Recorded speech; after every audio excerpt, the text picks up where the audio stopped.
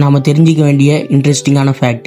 நம்ம எல்லாருமே cards play பண்ணியிருப்போம் அல்லது பார்க்கவாது செஞ்சுருப்போம். ஒரு டெக்கில் 52 கார்ட்ஸ் இருக்கும். அந்த கார்ட்ஸில் உள்ள 4 கிங்ஸும் வெறும் சாதாரணமான ஒரு இமேஜ் இல்லை, அவங்க ஹிஸ்ட்ரியில் உள்ள ரொம்ப பவர்ஃபுல்லான ரூலர்ஸ். இது எப்படி ஐடென்டிஃபிகேஷன் பண்ணுறாங்கன்னா, ஃப்ரெஞ்ச் அண்ட் பிரிட்டிஷ் டெக்கில் இருந்து தான். முறையான ஞானம், துணிச்சல், செல்வம் மற்றும் military powers and military genius. அந்த கார்ட்ஸில் உள்ள ஒவ்வொரு கிங்குக்கும் ஒவ்வொரு சிம்பிள்ஸ் அவங்கள ஐடென்டிஃபை பண்ணுது.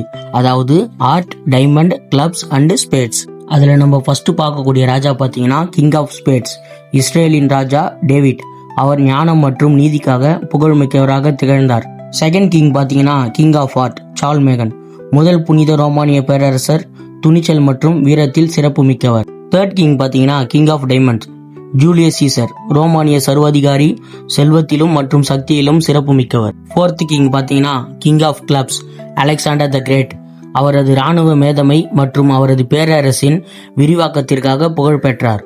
எனவே அடுத்த முறை நீங்கள் கார்ட்ஸ் விளையாடும் போது நினைவில் கொள்ளுங்கள், நீங்கள் உண்மையில் வரலாற்றின் மிக சிறந்த மன்னர்களில் சிலரை உங்கள் கைகளில் வைத்துள்ளீர்கள் என்று.